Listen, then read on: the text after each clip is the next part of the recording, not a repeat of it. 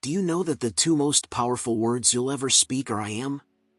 Whatever follows these words isn't just a description, it's a command to your subconscious mind, shaping your reality in ways you can't even imagine.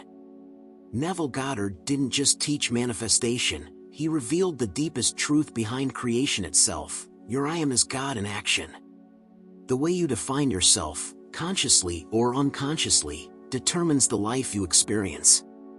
Yet, most people unknowingly misuse this power, reinforcing limitations instead of possibilities. In this video, we're breaking down the real meaning of I am and why understanding this truth can shift your entire reality. Stay with me till the very end because the last insight will reveal why your manifestations might not be working and how to fix it instantly.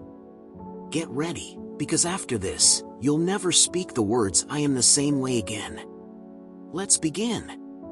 I am, those two little words hold more power than most people realize. They aren't just something you say, they're the foundation of everything you experience. Neville Goddard didn't just teach this as a theory, he saw it as the fundamental truth of reality.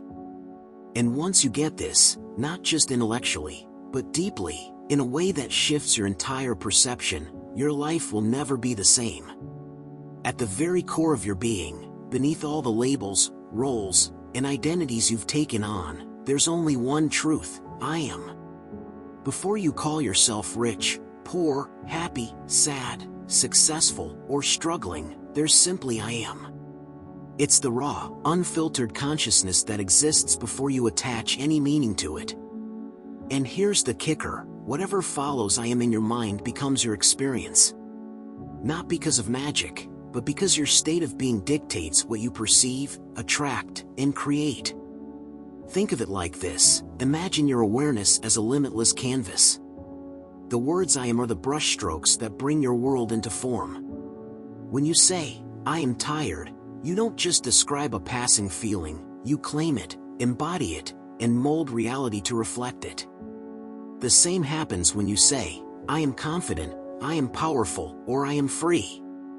You aren't just playing with words, you're shaping the energy of your existence. But here's where people mess up. They think I am is just an affirmation tool, a trick to reprogram the mind. It's way bigger than that. I am isn't about forcing yourself to believe something, it's about recognizing that you already are before you even try. You don't have to chase anything. You don't have to struggle to become. You just have to realize. This is where it gets mind-bending. I am isn't just about personal identity. It's the doorway to something much deeper. Neville wasn't just saying, think positive. He was saying, you are the creative power itself. Not in some abstract, poetic way, but literally. The very fact that you are aware, that is the creative force. It's not outside you. It's not something you need to earn. It's what you've been using all along, whether you knew it or not. And when you know this, when it's no longer just a concept but a living realization, you stop playing small. You stop defining yourself by circumstances. You stop looking at what is and start seeing what can be. Because now, you understand that everything begins with I am. This is why Neville's teachings weren't about struggle or hustle. They were about being. If you want wealth, you don't chase it, you embody I am wealthy. If you want peace, you don't beg for it, you rest in I am peace. Not as wishful thinking, but as a fact of being. Reality follows identity, not the other way around. Now, this doesn't mean you just sit around doing nothing. But it does mean that every action you take flows from a different space, one of certainty instead of doubt, creation instead of reaction. When you shift your I am, the world reshapes itself to match. So, the real question is, what are you declaring yourself to be? Not just in words, but in the depths of your awareness? Because whether you realize it or not, you're always saying I am something. The only difference is whether you're choosing it consciously, or letting old patterns choose for you. Once this clicks, everything changes. When Neville Goddard said that I am represents the God within you, he wasn't speaking metaphorically. He wasn't saying it in some poetic, feel-good, self-help kind of way. He meant it literally. The very core of your existence, your consciousness itself, is the divine power that shapes reality. And once you get this, not just as a nice idea, but as an undeniable truth, everything changes. Most people spend their lives searching. They look outside themselves for meaning, direction, answers. They chase external things, success, validation, happiness, like lost travelers trying to find home. But the whole time, the source of everything they seek has been right there, hidden in plain sight. It's been there in the awareness that looks out from their own eyes, in the quiet knowing behind every thought, in the presence that exists before words are even formed. That presence? That's I am. And that is God. Not a distant being in the sky. Not something separate from you. But the very essence of you. Before you call yourself anything, before you label yourself strong or weak, worthy or unworthy, happy or miserable, you are simply aware. That awareness? That's it. That's the power. That's the creator. Neville wasn't telling people to believe in God the way most religions do. He was telling people to experience it.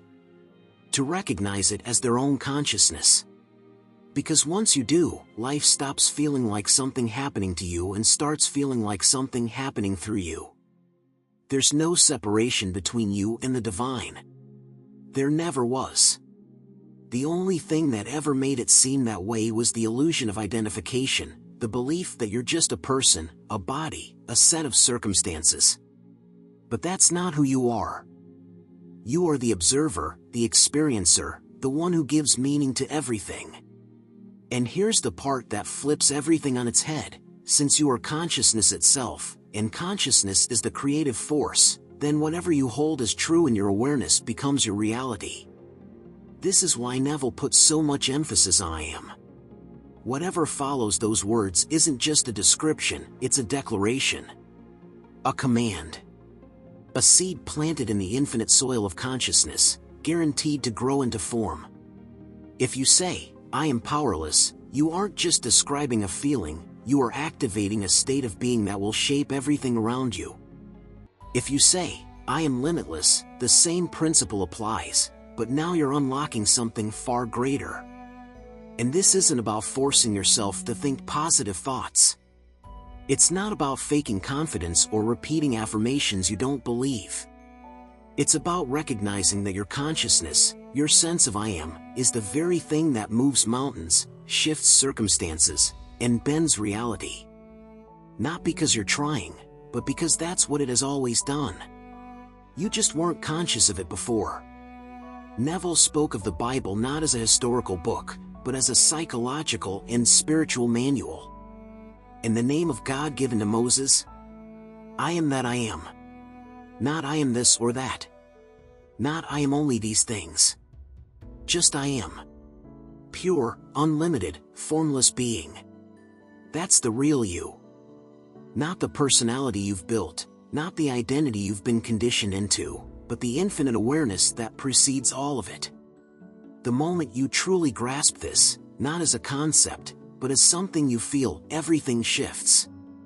You stop waiting for permission. You stop looking for signs. You stop wondering if you're worthy. You are. You always were. And the moment you claim your power consciously, the world has no choice but to rearrange itself in response. Imagine holding the key to reality itself. Not a metaphorical key, not some abstract philosophy, but an actual mechanism that lets you sculpt your world with precision. That's what Neville Goddard was talking about when he spoke of I am. He wasn't selling a vague idea or a feel-good mantra. He was revealing something so fundamental, so powerful, that most people overlook it entirely. I am is not just a phrase. It's not just two words strung together. It's the creative force itself, the raw energy that gives shape to everything you experience. The moment you identify with it consciously, deliberately, you stop being a passive participant in life and start steering the ship. No more drifting. No more waiting for things to change. You become the change. Now, here's where things get interesting. Most people think their identity is set in stone. They say, I am this kind of person, I am this way because of my past, I am stuck in this situation. But all of that? That's just a story. A script they've been repeating for so long that they've forgotten it's optional. The truth is, whatever you attach to I am becomes your experience, not because of luck, fate, or external forces, but because consciousness itself is the mold from which reality is poured. Try to wrap your head around that for a second. Everything, every single thing, begins in awareness. Before anything shows up in your life, before anything takes form, it exists in your consciousness first. And your consciousness moves according to your self-concept, the identity you assume, the things you claim with I am. If you say, I am confident, you shift. If you say, I am always struggling, you reinforce that struggle. Not because words are magic, but because your state of being determines what you perceive, how you act, and what unfolds in response. And this isn't just about changing thoughts. It's deeper. It's about shifting into the version of yourself that already exists. The version that already has, already knows, already is. See, most people try to get things. They want to attract, to manifest, to bring things into their life. But Neville flipped that entire paradigm upside down. He wasn't telling people to chase after anything. He was telling them to become it. When you identify with I am deliberately, you don't wait for external proof. You don't look to the world to confirm it first. You embody it now. You decide, in this very moment, what is true for you, and reality, because it is consciousness in motion, aligns accordingly. It has no choice. It is bound by the nature of awareness itself. But here's where most people get stuck. They don't fully commit. They say, I am abundant while still feeling lack. They say, I am powerful while secretly believing they're at the mercy of circumstances. And so, their external world remains the same, reflecting their deeper state rather than their surface words. This isn't about tricking yourself, it's about knowing, truly knowing, that you are whatever you claim, right now, even if nothing external has changed yet. And when you do, that's when things shift. Not slowly, not with hesitation, but with the precision and certainty of a law unfolding. Because that's what this is, a law. It's not personal. It's not selective. It's simply how consciousness operates. When you take control of your I am, you take control of the script, the stage, the entire production of your life. So, the real question isn't whether this works. It always works. The question is, what are you claiming? What are you identifying with? Because whether you realize it or not, you're always shaping reality. The only difference is whether you're doing it consciously, or letting old patterns do it for you. Whatever you place after I am isn't just a passing thought. It isn't just a casual statement. It's a declaration, a command, a seed planted in the soil of your consciousness that must take root and grow. Whether you realize it or not, every time you say I am, you are setting the stage for what follows to become your reality. This isn't philosophy. This isn't some abstract concept to be debated. This is how reality operates. Think about it. I am is the most fundamental statement of being. It's the raw essence of existence before you add any labels, before you attach any meaning. The moment you follow it with something, anything, you shape yourself accordingly. I am strong. I am struggling. I am confident. I am lost. Whatever words follow I am, they don't just describe you, they define you. They mold your experience. They become the lens through which you see the world, and in turn, the world reflects that back to you. And here's the part that most people miss. This isn't about wishful thinking. It's not about just saying things and hoping they come true. It's about what you accept as real. Because your mind, your awareness, your consciousness, whatever you want to call it, doesn't distinguish between what's true and what's false. It simply takes what you claim as yourself and arranges the world to match. You've seen this play out, even if you weren't aware of it. The way a person who says I am unlucky seems to attract misfortune. The way someone who insists I am always struggling finds endless roadblocks. But it works the other way, too. The ones who carry themselves with an unshakable I am successful seem to move through life with a different gravity, pulling circumstances in their favor. It's not luck. It's not chance. It's law. Here's why. What you claim with I am determines your state of being. And your state of being controls how you think, how you act, what you notice, what you expect, and what you accept as possible. When you say I am tired, you feel tired. When you say I am powerful, you carry yourself differently, even if nothing has changed externally. It's like tuning a radio, change the frequency, and you pick up a completely different signal. This is where most people get stuck. They think they need to see proof before they can say I am something different. But that's backwards. Neville Goddard made it clear, you don't wait for reality to change before you change your self-concept. You change your self-concept, and reality follows. The world is just a mirror. If you want the reflection to change, you don't reach out and try to fix the mirror, you change what's in front of it. So, what are you placing after I am? Not just in moments of positivity, not just when you're consciously trying to affirm something, but all the time. Because every time you use those words, whether casually or with intention, you are reinforcing something. You are setting something into motion. You are casting a vote for the reality you are stepping into. And the best part? You can change it. Right now. Instantly. No permission needed. No waiting required. The only thing stopping you is the belief that you're stuck. And even that? That's just an old I am you've been carrying around. Drop it.